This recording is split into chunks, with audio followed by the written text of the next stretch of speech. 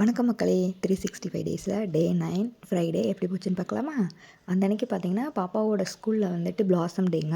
அதனால் வந்துட்டு yellow colour dress போட்டுட்டு ஃப்ரூட் வந்து பனானா கொடுத்து விடணும்னு சொல்லியிருந்தாங்க. பாப்பா வந்து ரெடி பண்ணி அனுப்பிட்டு ரேஷன் கடைக்கு போனாங்க. அந்த அன்றைக்கி தான் எங்களுக்கு பொங்கல் பரிசு டோக்கனு. என்ன சொல்லிட்டாங்கன்னா, முந்தின நாள் கொடுக்காதவங்களுக்கு தான் கொடுக்குறாங்க, இந்த அன்றைக்கி கொடுக்குறவங்க, இந்த அன்றைக்கி டோக்கன் கொடுத்தவங்களுக்குலாம் மதியத்துக்கு மேலேன்னு சொல்லிட்டாங்க. சரி, ரிட்டன் வீட்டுக்கு வந்து சாப்பாடெலாம் சமைச்சிட்டு ரெடி ஆகிட்டு 1 மணிக்குன்னு சொல்லியிருந்தாங்க. நாங்கள் 11:30க்கே போயிட்டு நின்றுட்டு வெயிட் பண்ணிகிட்டு இருந்தோம். அப்போயே பார்த்திங்கன்னா அவ்வளோ கூட்டமாக இருந்துச்சு.